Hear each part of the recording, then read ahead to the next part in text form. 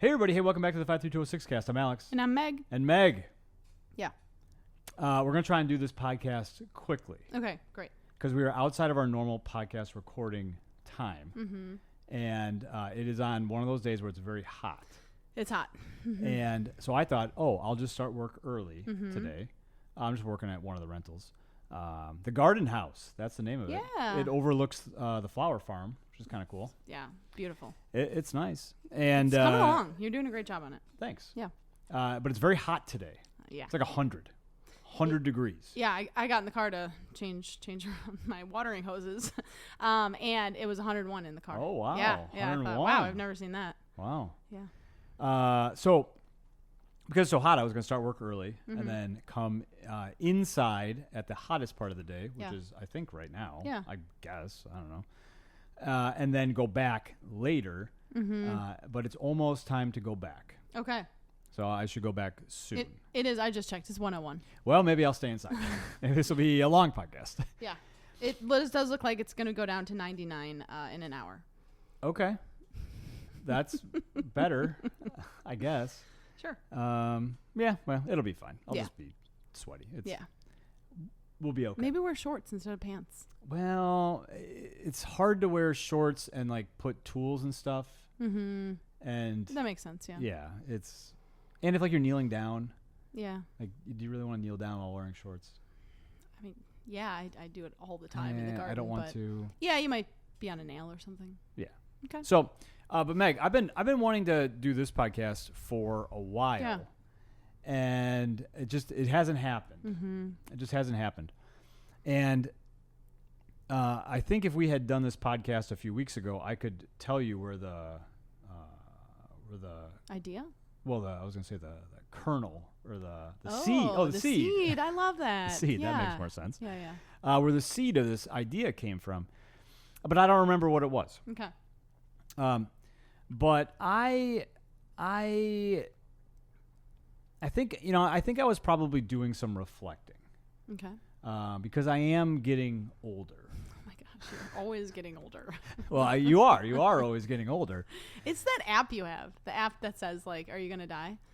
Yes, that is really, I recommend it to anybody. It's an app called. I probably have recommended it multiple times. It's probably the thing I recommend the most. Who have you recommended it to? All the listeners. Okay. Many okay, times. Okay. The app is called IRL, in real life. Oh, in real life. No, I don't. I mean, maybe. I don't know. I'm not typically recommending things. And I feel like you're like around like garden kids. It's not like you're gonna recommend it to the kid who's biking down the street. Or like an old. A lot of our friends in the neighborhood are old. Yeah. Older than us. Yeah. Yeah. And so I'm not. So this app is basically, it reminds you that you're going to die at some point in the future, which then I believe helps you to be more reflective about your past and your future, and to make sure that you do your future well, because someday you will die. And what is the name of it? It's called We Croak. We Croak. That's right. Yeah. So you get notifications for it all the time. 6 times a day. Yeah, it does. It does notify you a lot. It's fine. I like it. I am glad you like it. I couldn't. If I didn't like it, I would delete it. It costs Yeah. $1.99. Really? Just one time. Oh, okay. So I don't. Yeah. It's not like a subscription. I'm not paying for it over and over again. How much was that Plane Finder app? I think it was also $1.99. You know, that was one I would recommend. That's Plane good. Finder Yes, app. if you're ever Yeah. looking up into the sky Yeah. and wondering where did that plane come from, Oh my or where's gosh. that plane going, Yeah. the Plane Finder app will tell you. This is literally what we do on weeknights when we're sitting outside. Yeah, well, it's kind of great. fun, and It's so we're great. pretty good. We can guess, yeah. Yeah, a lot of times it's Denver, sometimes it's Seattle. Yeah, Seattle. I can kind of tell, like, okay, it's going north, or it's going Yeah, straight west, yeah, or it's yeah. going a little south. We don't Yeah. get a lot of southwestern flights. But sometimes when you see them way up in the sky, you're like, oh, that one's going to... Yeah, we where's had the one? like 2 in a row that were going to Tokyo from different places. Yeah, which is or kind of weird. Emirates. I feel like there United was Arab yeah. Emirates. Yeah. Yeah. Yeah, Dubai. Yeah. I think it's the same thing. Yeah. So I think maybe that's where this all Okay. had come from. But I remember being, young, 22. Mm-hmm. That's when we bought our house. 20 years ago. So I was 22. Yeah. And I remember thinking that, and this is going to be a podcast for people that I guess would like consider themselves to be an activist or to have a predisposition to care about social issues. Which I feel like every one of our listeners is probably that. Well, yeah. And so maybe these are some words of wisdom. Okay. From some kernels. No, seeds. Seeds. Seed nuggets or whatever. I don't know. Sure. Yeah.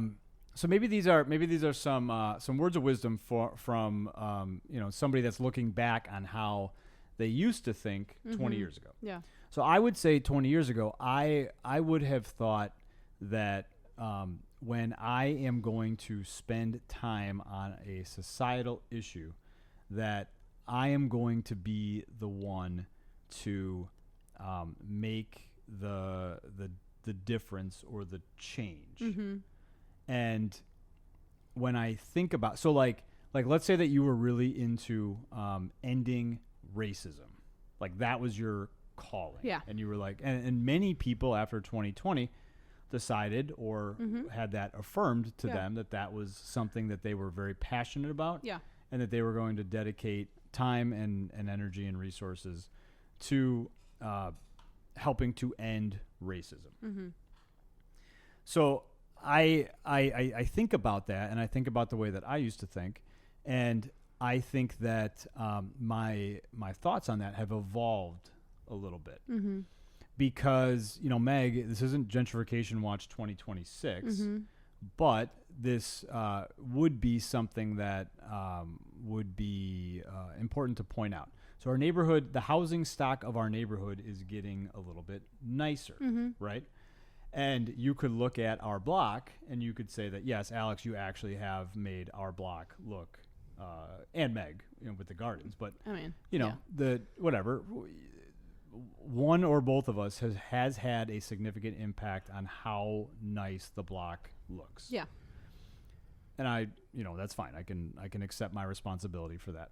But what I will say is there are other blocks in the neighborhood. We live on 8th Street. There's also a 9th Street. Yep. And there are some people that are making 9th Street. Well, I guess we own houses on 9th Street too, but 10th Street. Yeah. We don't own anything on 10th Street.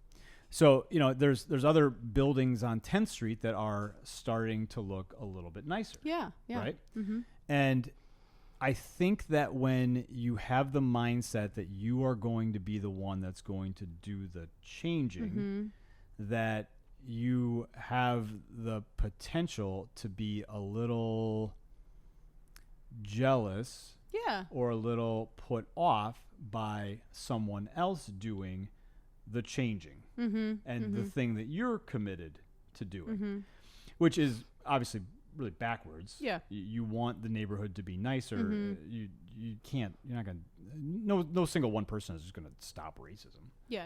And I know Martin Luther King's not alive today, but I would say that he probably even would be very quick to point out the hundreds of other people that were involved in the civil rights movement and would give his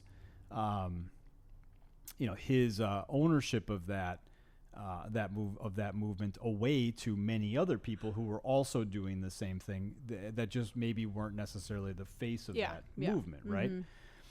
And so it really made me think about, well, if I was going to give some advice to the younger version of myself, I would say that maybe it would be better to think about it as being alongside of the change that is already taking place or needs to take place, and so instead of maybe being in the mindset of I'm going to cause this, maybe thinking about it more like I'm going to be running alongside of the change, or my work is going to be a corollary to the change that's either already taking place or the change that I want to see take place. And I think that takes a lot of pressure off of a young activist or an old activist, anybody, to think like, okay, well, I don't have to be the one to solve this societal thing. Yeah. But instead, I'm gonna be part of and we talk like this all the time, but like I'm gonna be part of the solution of this issue or problem that I see. And I think that that's a little maybe simpler way to look at it. Yeah. That you're your contribution, however big or small your contribution is, if it's moving in the same direction that a societal change either needs to take place or is already taking place, then you're doing the work. You're doing the thing you're supposed to be doing. Well, and I feel like I probably am in more contact with people who want to volunteer for We Got This than you are. And I think of the guy who he puts out to his church that We Got This need lawnmowers. He makes sure they run. He fixes them up. He buys all the parts with his own money. He delivers them on a Saturday morning when everyone's free, when I'm free. And he is not the face of anything, but sure. It was wonderful. Last Saturday, I was trying to get a picture of the lawn mowing group because I feel like a lot of people really like seeing the lawn mowing group. Going around and mowing seeing lawns. a dozen kids with lawnmowers walking down the street. Yeah, and everyone was tired and they're like, oh, I don't want to take a picture, and they're all like teen boys and girls. I get it. And so I told them, I said, hey, people love seeing these, and I said specifically I'm pretty sure the guy who donated all of these lawnmowers, fixed them up, would love to see it. And I told them a little bit about this guy who loves and I told all these guys, and I think there was 2 or 3 girls, this man, he puts aside time, he fixes up these lawnmowers all because he believes in you guys, and he believes in you guys, being able to learn how to mow and learning this skill and, being able to make the neighborhood better. And it was a wonderful opportunity for the kids to be like, oh, I didn't even realize that guy was that guy was around, or they just didn't think about it. So I think what you're saying is that, yeah, there's just, it's there's all these different pieces that come together to make this beautiful organization run really well. And without all these different, it's the different body parts of us, without our thumbs, we can't do as much. We can't do as much, as if we do have a thumb. Yeah, thumbs are pretty useful. It's a big one.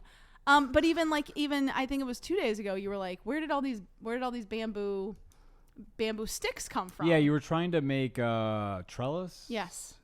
So apparently some plants have to grow up. That's a thing. They got to get taller. They need some support. Yes. Okay. So trellising tomatoes. So I was trying to figure out trellising tomatoes. I feel like a friend came and we figured it out, which is really great. And so I was like, okay, we need all these bamboo. I was putting all these, I need to get all these bamboo sticks to these different locations of the gardens. And you're like, where did all these bamboo sticks come from? And I'm like, oh, I have a bamboo guy. He just drops them off. I tell him exactly how I want them all 6 feet tall. And he drops them all off in May. And you were like, I didn't even know about that. Yeah, I didn't know there was a bamboo guy. And off the top of my head, I can't remember his name, but he's great. And we use these bamboo sticks all throughout the year because it's either that or you buy a, $3 plastic green ones, which are good. That's fine. Yeah, they're good. But it's free, free. If we're using these a lot, so I think it just shows there's all these different people who are coming together to, help run this organization, that it just makes it better. Yeah. And I, you and I both listen to a lot of stuff, especially now over the summer. I'm working by myself a lot. Yeah. So I'll have my headphones in and I'll either listen to music or listen to a podcast. Yeah. A lot of times it's a podcast. And, you get one of the reasons why I like podcasts, and hopefully somebody that's listening to this, you don't have to be, you don't have to love all 25 minutes of the podcast episode. Yeah. Hopefully you just get 1 or 2 things. Where oh, okay, that was a new thought. And that happened to me. It was a while ago, but that happened to me where someone was talking about a hospital. It may have been the Mayo Clinic. I feel like you told me about this a while ago. It was one of those 2 things. Let's call it the Mayo Clinic. Yeah. It might not be. Just go with this, though. So that so someone else was talking about how they had spent some time at the Mayo Clinic, and the people at this particular hospital, all of the employees, so the doctors, the surgeons, the nurses, the janitors. The people that go and change the sheets. Mm-hmm. I don't even know what that job is called. Sure. You know, they all talk about their job as if they're curing cancer. So maybe it wasn't the Mayo Clinic. I don't know. But they all refer to their work. Mm-hmm. You know, the guy that delivers does the vending machines, the person that cleans the rooms after somebody leaves, the person who is physically shooting the cancer with radiation. Sure. They all refer to their work as, you know, curing cancer. Yeah. And, you know, I would hope that when and that's one of the reasons why, you know, we do these We Got This weekly recaps and talk about it so often, is because, you know, I want the lawnmower guy. Yeah. I want the bamboo guy. Yeah. You know, I want all of these people to see the lunch ladies. I want all these people to see, you know, you're getting a lawnmower from your church and fixing it up and bringing it here. But what you're really doing is you're giving a kid their first taste of work. Yeah. And helping a kid develop some responsibility. You know, some low stakes responsibility. And you're doing all that. You're doing this thing that may not look like that, just like the person that cleans the beds. You know, they're not. If they clean beds at a hotel, you know, they're doing the same work. Yeah. But they don't consider that curing cancer. Give somebody a nice nice stay. But you know, we talk about all these things because if you frame it in a particular way, they are doing that same thing that I was talking about at the beginning. You know, they're not ending poverty or dismantling inner cities, but they are providing opportunities. And they're again giving the kid the first chance to go to work. And providing margin for tomatoes growing taller. Yeah, exactly. So, you got anything else you want to throw in about any of that? Did you think that way when you were? You probably were like 24 or 25. You're older. I am older. I'm an older being. Yeah. I think you just have a different disposition than I have. Like, I would rather be following somebody. You would rather be leading somebody. But it's not even that you're following. It's just like it's almost like you. Do you remember when we would drive around and you'd see a spotlight? Yes. And so it was awesome. I loved like going and searching. You don't see spotlights very often anymore. That's weird. Like where are they? I don't know. I used to see them all the time. I know, and you'd go and you'd drive to them, or you'd try to see them. Yeah. Well, you know, Friday night we probably went to the McDonald's. And got $2 worth of McDonald's, and then went to go find out where the spotlight was. But I feel like it's kind of like that. Like it's like kind of like chasing a spotlight, where you see this idealized version of the world, and you just want to kind of move towards the spotlight. Yeah. And however you can do that, you just are aiming yourself in that direction, and all of a sudden you realize, oh, I can fix a lawnmower, or I have too much bamboo. Because the bamboo guy has too much bamboo. He has too much bamboo. Yes. Okay, I didn't even know you could grow bamboo. Yeah. Here. Yeah. So. Yeah. But you see what you have, and you see this idealized version of the world out in the distance, and you use what you have to get that spotlight maybe a little bit closer to you. Yeah. And so it's not necessarily about leading anything. It's just aligning yourself with the way that you think that the world should be. Yeah. Because the more people that do that, the more likely it is for it to be that way. Yeah. Yeah. That makes more sense. Yeah. Yeah. Yeah. All right. Well, you got anything you want to add? I know you said we had to make it quick, so. I do still need to work today, so I still have work to do. I feel like something I do want to plug is we are probably going to have on Facebook. If you follow We Got This, I think it's We Got This Milwaukee on Facebook.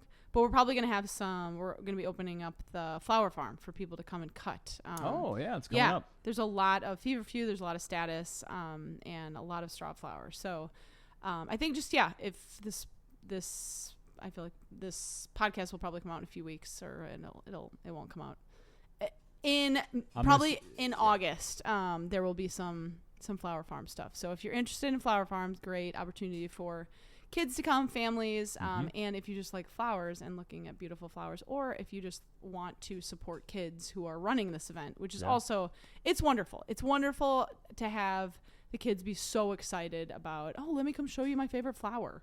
I mean, I feel like it's just a fun thing to see. So watch out for that on Facebook or Instagram. Because it's a fun time. All right. Well, thanks for listening, and we will catch you next time. Bye. Bye.